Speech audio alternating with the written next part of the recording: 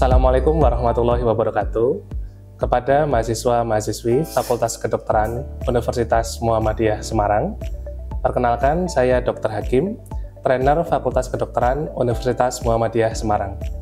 Pada kesempatan kali ini, saya akan memperagakan bagaimana cara pengisian partograf. Tujuan umum: mahasiswa mampu menggunakan partograf sebagai dasar tindakan persalinan. Tujuan khusus: 1. Mahasiswa mampu menjelaskan penggunaan partograf. 2. Mahasiswa mampu menggunakan partograf dengan baik dan benar. 3. Mahasiswa mampu menentukan tindakan persalinan sesuai dengan hasil partograf. 4. Mahasiswa mampu menggunakan partograf untuk menentukan kasus persalinan yang sulit atau perlu dirujuk. 5. Mahasiswa mampu merujuk pasien apabila terdapat tanda bahaya pada pemeriksaan partograf. Skenario kali ini kita akan mulai dengan persalinan normal. Nyonya A, usia 28 tahun, G3P2, datang ke puskesmas pada pukul 4 sore, tanggal 15 Agustus 2025. Nyonya A mengalami kontraksi sejak 3 jam yang lalu dan ketuban belum pecah. Pemeriksaan menunjukkan adanya 3 kontraksi dalam 10 menit, lamanya 40 detik, penurunan kepala 4/5, DJJ 140 kali per menit, tekanan darah 120/80, suhu 37 derajat Celcius, nadi 80 kali per menit, pembukaan serviks 6 cm, tidak ada molase tulang kepala, tidak ada edem. Kunjungan antenatal care terakhir, nilai hemoglobin 11 gram persen, hasil pemeriksaan urinalisa protein urin negatif. Selanjutnya, hasil pemantauan DJJ, kontraksi, dan nadi tiap 30 menit sebagai berikut. Pukul 16.30, DJJ 140 kali per menit, kontraksi 3 kali dalam 10 menit, dengan durasi 40 detik, nadi 88 kali per menit. Pukul 17.00, DJJ 135 kali per menit, kontraksi 3 kali dalam 10 menit, dengan durasi 40 detik, nadi 88 kali per menit. Pukul 17.30, DJJ 144 kali per menit, kontraksi 4 kali dalam 10 menit, dengan lama durasi 40 detik, nadi 88 kali per menit, ibu makan dan minum. Pukul 18.00, DJJ 150 kali per menit, kontraksi 4 kali dalam 10 menit, dengan lama durasi 45 detik, nadi 92 kali per menit, ibu berkemih kurang lebih 300 cc. Sekitar pukul 18.30, ibu merasa ada dorongan untuk mengejan yang sangat kuat, disertai cairan jernih keluar dari pervaginam.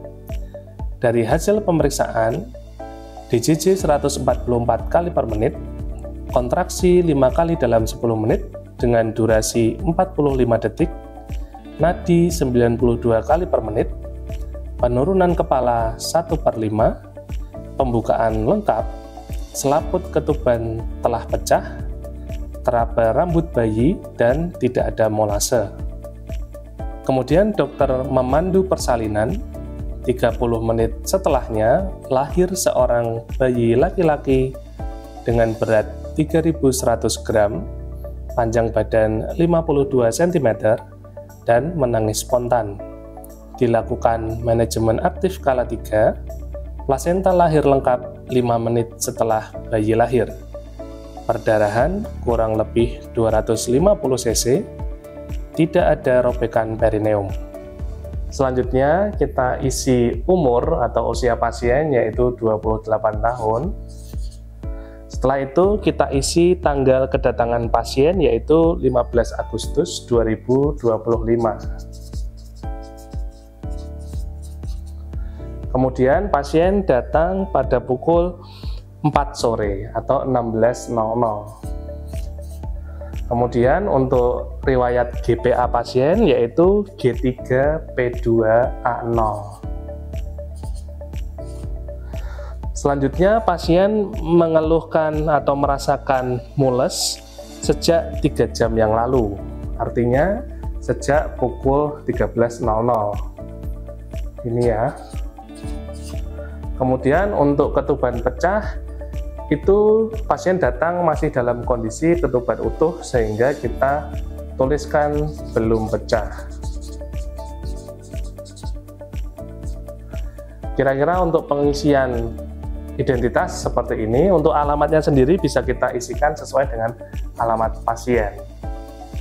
Ya, berikutnya kita akan melakukan pengisian pada bagian pembukaan serviks dan juga turunnya kepala. Untuk pembukaan serviks diberi tanda silang atau cakra, sedangkan untuk penurunan kepala diberikan tanda O. Di sini akan ada 2 garis, yaitu garis waspada dan garis bertindak. Nah, untuk kedatangan pasien pertama kali itu diperiksa pada pukul 16.00, didapatkan pembukaannya di angka 6 cm. Artinya pembukaan serviks kita tulis dengan huruf X atau tanda cakra atau tanda silang di sejajar dengan angka 6 yang bersinggungan dengan garis waspada. Jadi kita silang di sini. Untuk tanda X ini harus disinggungkan dengan garis waspada. Jadi pertama kali diperiksa pasien ada di sini. Kemudian untuk pemeriksaan berikutnya yaitu penurunan kepala di 4/5. Kita beri tanda O pada angka 4 sejajar dengan garis silang tadi dan sejajar dengan angka 4. Jadi di sini. Baik, berikutnya kita masih di bagian pembukaan serviks dan penurunan kepala. Di sini kita isi pada kolom waktu. Untuk waktu pemeriksaan pertama itu adalah pukul 4 sore atau 16.00. Pertama kali pasien datang dan diperiksa. Di sini kita isi pukul 16.00 di bagian sini. Nah, untuk kolom ini menunjukkan 1 jam. 1 jam, 1 jam, 1 jam, 1 jam. Dan di dalam kolom besar ini itu ada terbagi menjadi 2 kolom. Nah, 2 kolom ini menunjukkan waktu 30 menit. Jadi ini 30 menit, 30 menit, 30 menit, 30 menit, 30 menit, 30 menit, dan seterusnya. Begitu. Baik, untuk selanjutnya kita akan mengisi bagian denyut jantung janin dan air ketuban, serta penyusupan. Untuk denyut jantung janinnya sendiri, tadi pertama kali diperiksa pukul 16.00 adalah 140 kali per menit. Artinya kita beri tanda titik pada angka 140 yang kita urutkan sesuai dengan waktunya di sini.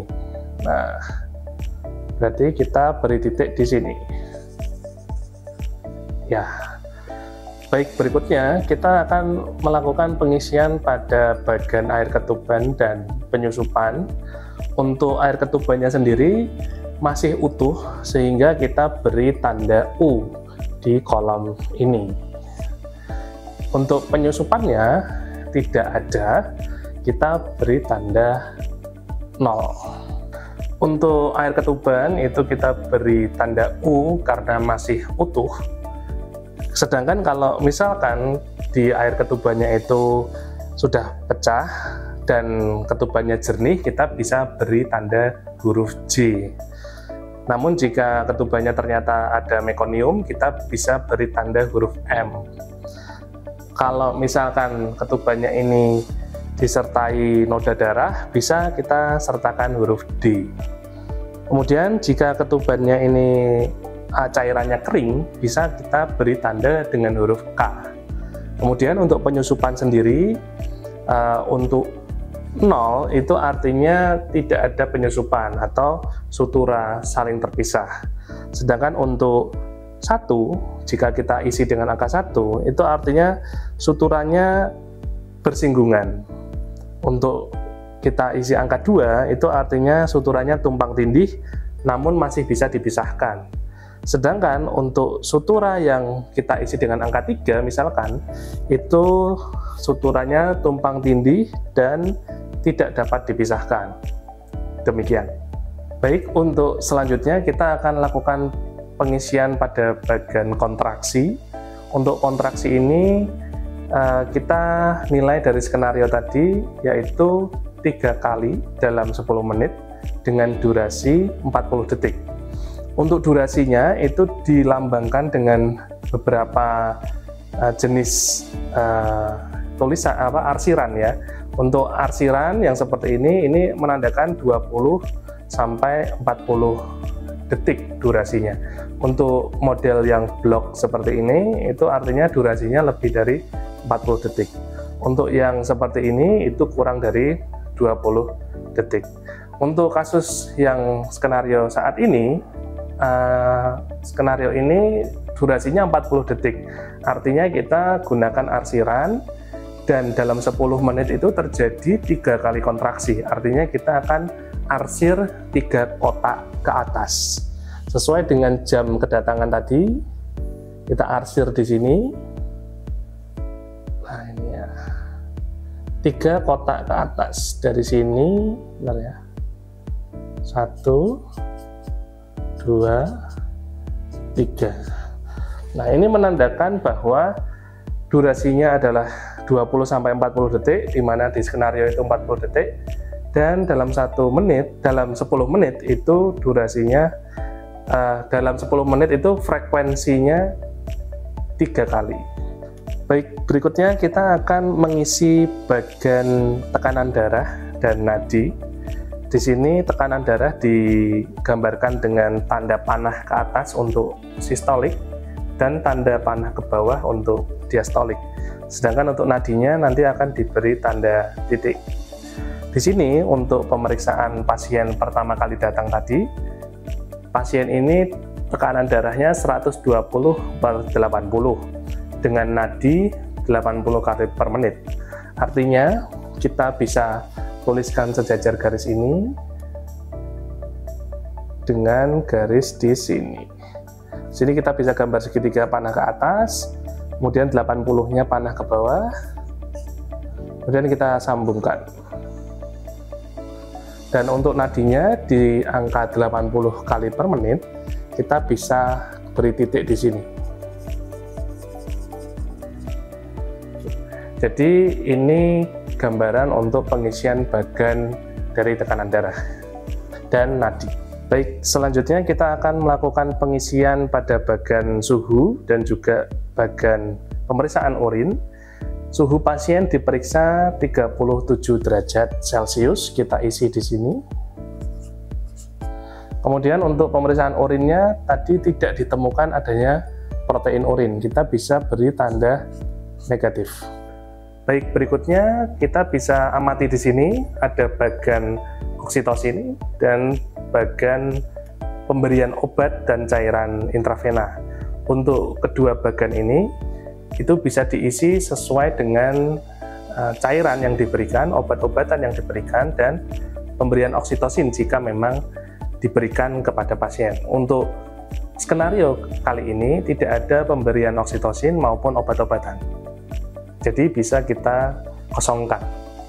Baik, selanjutnya kita kembali lagi ke bagian pembukaan serviks karena kita akan membahas tentang waktu. Di sini waktunya kita bisa isi per jamnya 17.00. Artinya setiap kolom besar mewakili 1 jam, setiap kolom kecil nanti yang garisnya itu mewakili setengah jam. Garis ini mewakili 30 menit. Nah, setelah kita mengisi ini, kita akan menilai tiap 30 menit tentang DJJ, kemudian HIS atau kontraksi, dan heart rate. Kita akan menilai 3 hal tersebut tiap 30 menit. Baik, untuk selanjutnya kita akan lakukan pengisian sesuai dengan pembahasan kita yang tadi, yaitu pengisian tiap 30 menit. Yang pertama adalah denyut jantung janin. Di sini adalah pukul 16.00 Selanjutnya di garis yang berikutnya adalah pukul 16.30, 30 menit setelahnya tadi. Untuk pemeriksaan 30 menit ini pada pukul 16.30 DJJ-nya masih di angka 140. Kita beri tanda titik di sini. Kemudian untuk kontraksi atau HIS yang kita nilai yaitu didapatkan kontraksinya 3 kali dalam 10 menit dengan lama durasinya 40 detik tiap kontraksi. Artinya masih sama, kita beri tanda arsir dari angka 1 sampai 3 karena arsir itu menunjukkan lama durasinya yaitu 40 detik, 20 sampai 40 detik. Masih menggunakan arsir.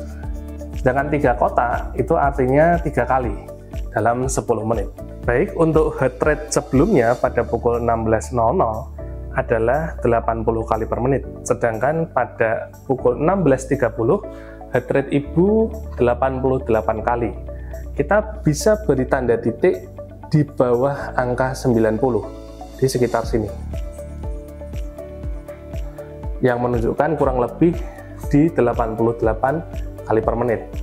Kita kembali lagi ke bagian denyut jantung janin. Kita akan memasukkan data dari pemeriksaan DJJ didapatkan 135 kali per menit. Untuk DJJ ini yang pertama tadi 140 pada pukul 16.00, kemudian 16.30 didapatkan masih 140 kali per menit. Kemudian di pukul 17.00 dia 135 kali per menit. Kita bisa tuliskan di sini kurang lebih dengan tanda titik. Ini pada pukul 17.00 ya, 135 kali per menit. Berikutnya kita lanjutkan ke pengisian kontraksi atau HIS. Masih sama, didapatkan datanya 3 kali dalam 10 menit selama 40 detik tiap kali kontraksi. Artinya kita masih menggunakan arsir garis dan 3 kotak karena 3 kali dalam 10 menit, dan arsir garis ini menunjukkan durasi 1 kali kontraksi. Baik, kemudian pada pukul 17.00 juga didapatkan heart rate atau nadi yaitu 88 kali. Jadi masih sama, pada pukul 17.00 kurang lebih ada di sini heart rate-nya. Baik, selanjutnya pada pukul 17.30 ya. 17.30 ini DJJ-nya 144 kali per menit. Artinya kita bisa berikan tanda titik di atas 140, di sekitar sini, masih di bawah 150. Ya, sini ya.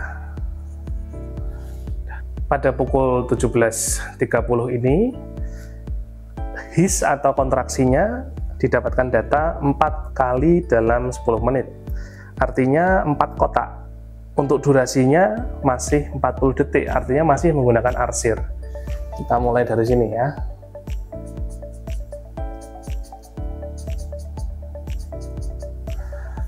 Ini menunjukkan 4 kali dalam 10 menit, dan arsiran menunjukkan durasinya 1 kali adalah 40 detik lama durasi kontraksinya. Baik, berikutnya karena pada pukul 17.30 ibu makan dan minum, bisa kita tambahkan keterangan pada bagian paling bawah di sini, makan dan minum. Kita bisa beri tanda checklist makan dan minum sesuai dengan jam ibu tersebut makan dan minum. Kalau misalkan tadi di garis ini adalah 16.00, ini adalah 16.30, ini adalah 17.00, maka ibu makan di sini 17.30 di garis yang ini. Baik, kita akan lanjutkan dengan pengisian kolom waktu karena ini sudah berganti pukul 18.00.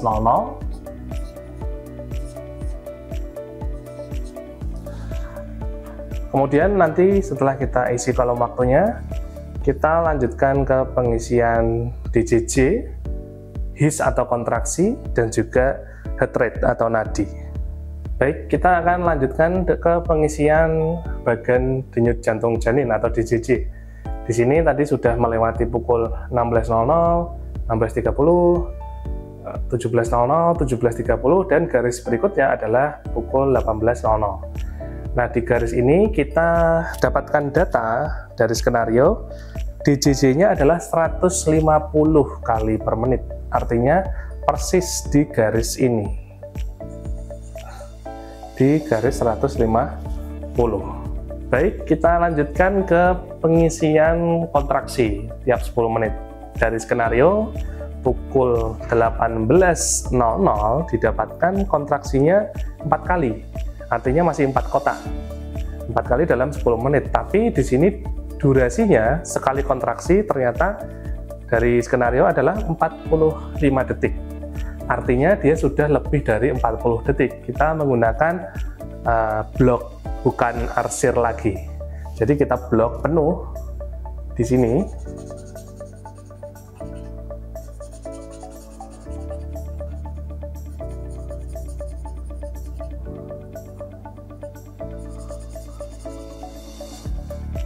Ini artinya menunjukkan bahwa kontraksinya adalah 4 kali dalam 10 menit dan lama durasinya lebih dari 40 detik. Untuk kolom yang ini tadi 16.00, kolom yang ini 16.30, ini 17.00, 17.30, ini 18.00. Baik, berikutnya kita akan lanjutkan ke pengisian nadi atau heart rate. Dari skenario didapatkan heart rate-nya 92, berarti kita bisa isi dengan tanda titik di atas angka 90. Ini tadi pukul 16.00, 16.30, 17.00, 17.30, dan ini 18.00. Kemudian sesuai dengan skenario, sekitar pukul 18.30, ibu merasa ada dorongan untuk mengejan yang sangat kuat, disertai cairan jernih keluar dari pervaginam. Artinya di sini jika sudah ada tanda-tanda seperti itu, ketuban yang pecah, kita bisa melakukan pemeriksaan dalam tanpa menunggu waktu 4 jam. Jadi semestinya dari kedatangan ibu pukul 16.00 pertama kali diperiksa dalam, menentukan pembukaan, itu dilakukan pemeriksaan dalam kembali setelah 4 jam. Normalnya seperti itu. Namun bisa dilakukan pemeriksaan dalam lebih cepat jika memang ada indikasi, salah satunya adalah curiganya adanya ketuban yang sudah pecah. Maka di sini di skenario dilakukan pemeriksaan dalam, ternyata didapatkan pembukaan lengkap, kemudian didapatkan selaput ketubannya sudah pecah dan teraba rambut bayi dan tidak ada molase. Nah, di sini kita bisa menilai, kita berikan tanda X pada garis pukul 18.30 untuk pembukaan lengkap. Jadi 18.30 adalah di bagian sini. Ini bisa kita beri tanda X di sini, sejajar dengan angka 10, pembukaan 10, dan di pukul 18.30. Kemudian untuk molasenya tidak ada, kemudian untuk ketubannya sudah pecah, dan penurunan kepalanya itu 1/5. Artinya kita bisa berikan tanda lingkaran di angka 1 pada pukul 18.30.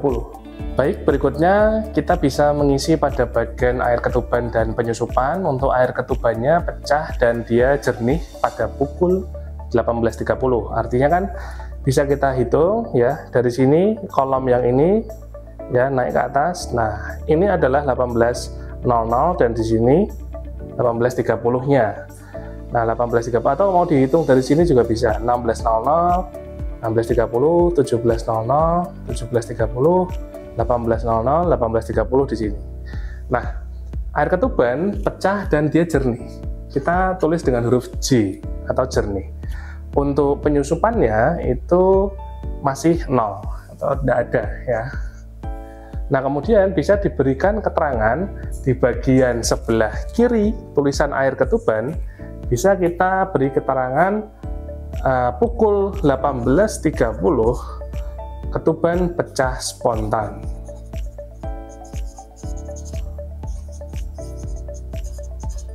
Bisa kita tambahkan keterangan seperti ini. Kemudian kita bisa tambahkan untuk keterangan urin. Jika ibu berkemih, kita bisa tuliskan volume urinnya pada pukul 18.00 tadi ya. Ini 16, 16.30, 17, 17.30, 18. Nah, di kolom pukul 18 ini ibu berkemih 300 cc kurang lebih. Kita bisa tuliskan angka 300. Baik, selanjutnya kita bisa hubungkan masing-masing tanda yang telah kita buat. Di sini untuk DJJ-nya kita sambungkan. Kemudian untuk pembukaan serviknya kita hubungkan dari X ke X. Nah, untuk tanda garis ini tidak melewati garis waspada. Jadi inilah yang kita harapkan ya. Artinya persalinannya normal, berada di sebelah kiri dari tanda waspada. Untuk penurunan kepala ini pasti turun, harapannya selalu turun karena penurunan kepala itu 0/5 nantinya kalau sudah lahir ya. Ini kita hubungkan dari sini ke sini tandanya. Baik, selanjutnya kita juga hubungkan bagian dari nadi. Ini kita hubungkan seperti ini. Baik, setelah tadi hasil dari ketuban pecah spontan pada pukul 18.30 dengan ketuban yang jernih dan tidak ada penyusupan atau tidak ada molase, ini pada 18.30 dipimpin persalinannya, dipandu persalinannya, dan akhirnya setelah 30 menit kemudian bayi lahir. Bisa kita tuliskan di sini dengan keterangan tanggal 15 Agustus 2025 pukul 19.00, artinya 30 menit setelah ketuban pecah tadi, dipandu persalinannya, lahir jam 19.00. Bayi lahir spontan menangis, jenis kelamin laki-laki dengan berat badan bayi 3.100 gram dan panjang badannya 52 cm. Baik, setelah kita melakukan pengisian partograf, kita bisa lanjutkan pengisian di lembar kedua. Ini adalah laporan persalinan, catatan persalinan dari kala 1, kala 2, kala 3, dan kala 4. Dan ada identitas pasien juga. Jadi setelah kita selesai melakukan patograf dan pertolongan pasien selesai sampai kala 4, kita bisa lanjutkan pengisian lembar kedua di akhir. Terima kasih. Skenario kedua, kita akan membahas tentang persalinan yang dirujuk.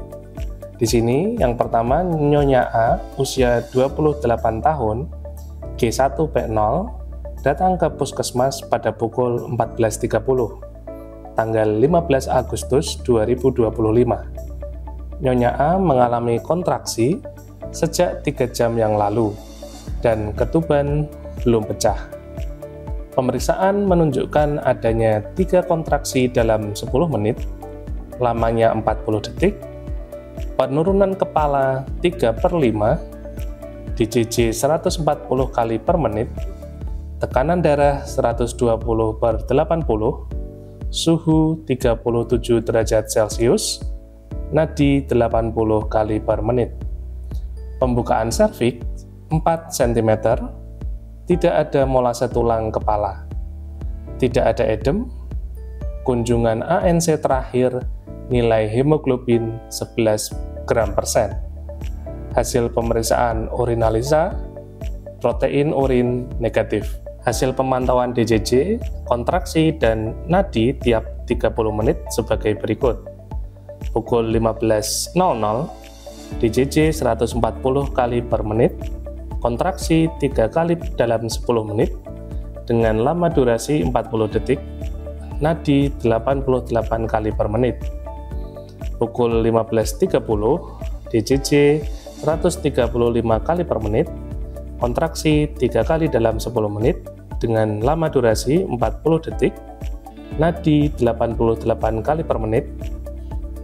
Pada pukul 16.00, DJJ 144 kali per menit, kontraksi 2 kali dalam 10 menit, dengan lama durasi 40 detik, nadi 88 kali per menit, ibu makan dan minum. Pada pukul 16.30, DJJ 150 kali per menit, kontraksi 2 kali dalam 10 menit dengan lama durasi 40 detik. Nadi 92 kali per menit, ibu berkemih kurang lebih 300 cc. Pukul 17.00, DJJ 140 kali per menit, kontraksi 3 kali dalam 10 menit dengan lama durasi 40 detik, nadi 88 kali per menit.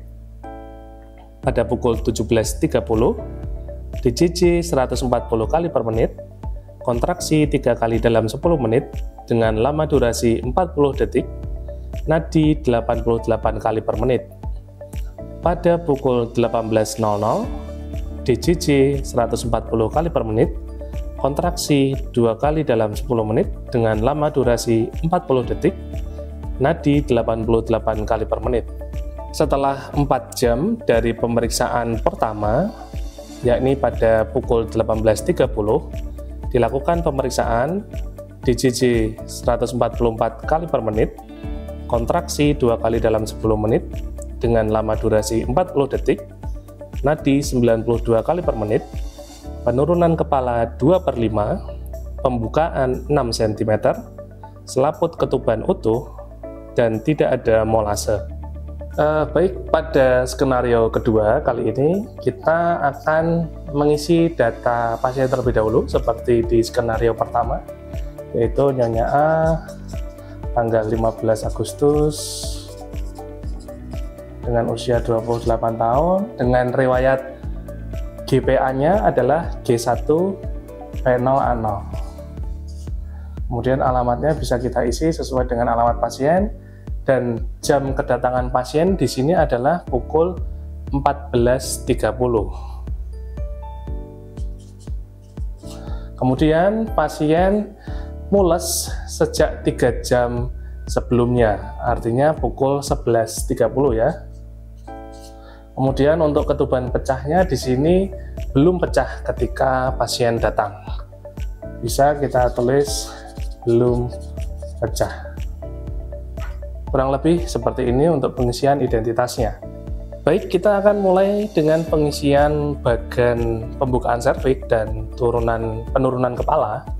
Di sini untuk pembukaan serviks pertama kali diperiksa adalah pukul 14.30 dan pembukaannya adalah 4 cm. Artinya bisa kita tulis di sini di angka 4 ini yang bersinggungan dengan garis waspada, kita beri tanda silang atau X atau tanda cakra, dan kita isi waktunya pertama kali diperiksa adalah 14.30.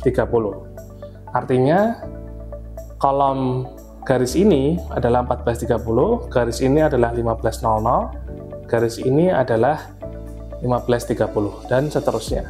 14.30, 15.30, 16.30, 17.30, dan seterusnya.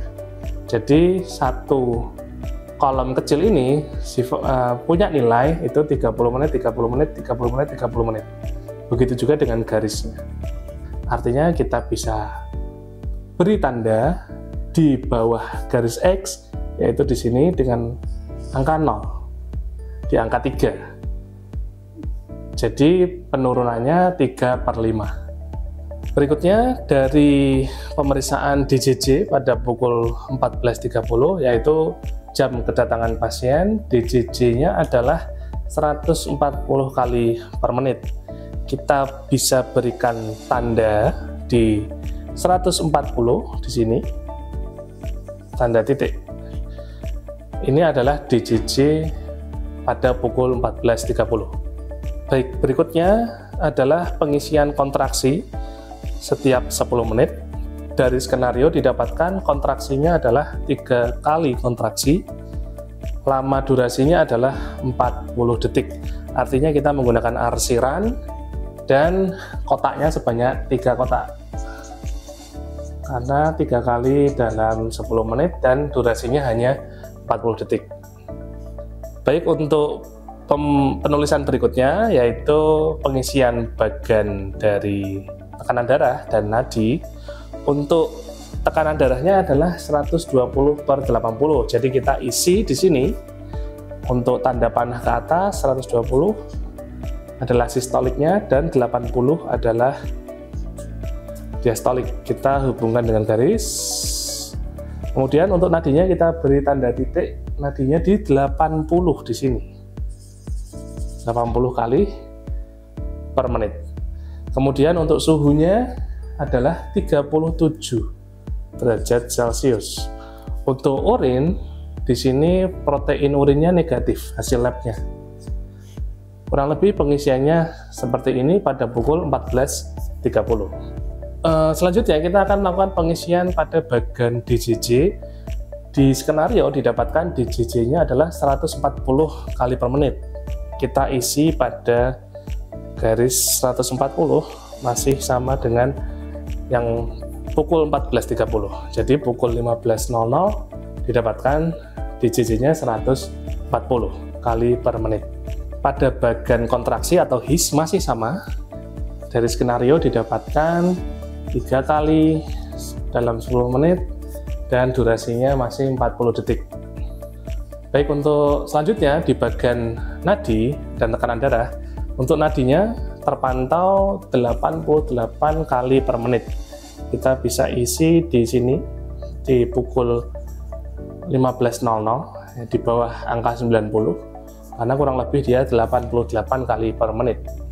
Baik, berikutnya dari pemeriksaan pukul 15.30 bisa kita isi di sini untuk 15.30 1 jam setelah 14.30 ya. Untuk pukul 15.30 didapatkan DJJ-nya itu adalah 135 kali per menit. Jadi kurang lebih ada di sini. Ya, ini adalah 14.30, kemudian ini 15.00, ini adalah 15.30. Jadi denyut nadinya turun. Baik, untuk selanjutnya kita akan mengisi bagan kontraksi atau HIS. Dari skenario masih HIS-nya 3 kali dalam 10 menit dan durasinya 40 detik. Artinya kita masih arsir sampai kolom ketiga. Seperti ini. Baik, untuk nadi atau heart rate pada pukul 15.30 didapatkan dari skenario adalah 88 kali. Kurang lebih kita tulis di sini masih di bawah 90 ya. Seperti itu. Baik, berikutnya pada pukul 16.00 didapatkan DJJ 144 kali per menit. Berarti kita tulis kurang lebih 144 di sini. Ya, artinya dia naik ya. Ini tadi pukul 14.30, 15.00, 15.30, yang ini 16.00. Jadi pada pukul 16.00 di sini didapatkan DJJ 144 kali per menit. Baik, untuk pukul 16.00 ini dari kontraksinya atau HIS-nya itu ternyata didapatkan 2 kali, hanya 2 kali dalam 10 menit. Artinya 2 kotak ya. Dan durasinya 40 detik, masih sama. Arsir, menggunakan arsir. Jadi ini 2 kali dalam 10 menit. Baik, pada pukul 16.00 heart rate-nya 88 kali per menit. Jadi kurang lebih masih sama. Kemudian ada keterangan bahwa ibu makan dan minum pada pukul 16.00 tersebut, maka bisa kita beri keterangan di sini. Makan, minum pada pukul 16.00 ini. Sesuai dengan garisnya. Ya. Seperti ini kurang lebih. Baik, pada pukul 16.30 di sini 1 jam setelah 15.30 untuk DJJ-nya itu didapatkan data 150 kali. Artinya dia naik di sini. Untuk DJJ-nya. Seperti itu. Baik, pada pukul 16.30 didapatkan kontraksi atau hissnya 2 kali dalam 10 menit. Nah, durasinya 40 detik, artinya masih dengan arsiran dan 2 kotak. Karena hanya 2 kali dalam 10 menit. Durasinya 40 detik. Baik, untuk heart rate-nya pada pukul 16.30 ini didapatkan 92 kali per menit. Artinya kita bisa isi di atas 90 di sini kurang lebih. Dan ternyata pada jam tersebut ibu berkemih kurang lebih 300 cc. Berarti kita bisa isi pada kolom urin di bagian sini ada sekitar 300 cc. Baik, selanjutnya pada pukul 17.00 didapatkan DJJ 140 kali per menit. Artinya dia turun di sini ya. Kita bisa beri tanda titik di 140. Baik, pada bagian kontraksi atau hiss didapatkan dari skenario itu 3 kali dalam 10 menit. Dan durasinya masih 40 detik. Artinya masih menggunakan arsir, tapi dia 3 kotak. Seperti ini. Baik, berikutnya pada bagian nadi atau heart rate pada pukul 17.00 didapatkan 88, artinya dia turun di sini kurang lebih. Oke, pada pukul 17.30 dari hasil skenario DJJ-nya 140 kali per menit. Kita bisa tuliskan di sini tanda titik DJJ 140 kali per menit di pukul 17.30. Dan untuk keterangan air ketuban dan penyusupan tadi, untuk ketubannya tadi masih utuh ya, kita tulis dengan huruf U, dan penyusupannya masih 0 ya, tidak ada tadi ya, tidak ada molase. U artinya utuh. Baik, berikutnya adalah hiss atau kontraksi pada pukul 17.30 didapatkan 3 kali dalam 10 menit. Dan durasinya 40 detik. Berarti kita gunakan arsir 3 kotak karena 3 kali kontraksi dalam 10 menit. Baik, berikutnya untuk nadinya 17.30 masih 88 kali per menit. Baik, pada pukul 18.00 didapatkan DJJ-nya 140 kali per menit. Kemudian pada pukul 18.00 hissnya 2 kali dalam 10 menit. Artinya durasinya 40 detik, masih menggunakan arsir. 2 kotak. Baik, kemudian pada pukul 18.30 yang ini ternyata setelah kita lakukan pemeriksaan dalam berdasarkan skenario, didapatkan pembukaannya 6 cm. Jadi pemeriksaan dalam itu wajarnya dilakukan tiap 4 jam. Jadi ketika pertama kali diperiksa dalam jam 14.30, maka diperiksa dalam kembali 4 jam setelahnya, 18.30. Ternyata didapatkan pembukaannya 6 cm. Selaputnya masih utuh dan tidak ada molase atau penyusupan. Artinya di sini kita bisa beri tanda silang atau tanda cakra di pukul 18.30-nya itu di 6 cm di sini. Ini sejajar angka 6 tapi di pukul 18.30 di sini. Jika melihat secara sekilas, jika kita hubungkan, maka kedua garis X ini sudah berada di sisi kanan garis waspada, atau bisa dikatakan melewati garis waspada. Semestinya persalinan yang normal itu berada di sebelah kiri garis waspada, penghubung X dengan X-nya. Kemudian kita lanjutkan saja untuk penurunan kepalanya didapatkan 2/5. Kita bisa beri tanda O di angka 2 yang sejajar 2 dan di jam 18.30 sini. Bisa kita hubungkan seperti ini.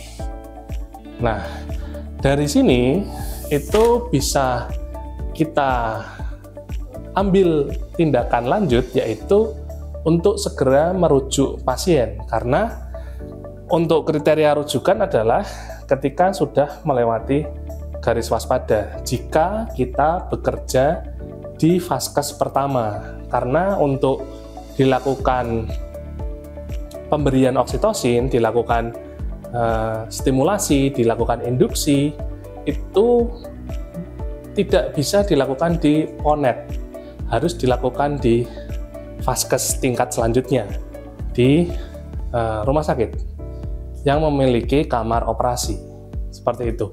Untuk berhati-hati jika memang diperlukan tindakan SC, seperti itu. Ini bisa kita selesaikan pengisiannya, yaitu nadinya 92 kali per menit, nanti kita isi ya.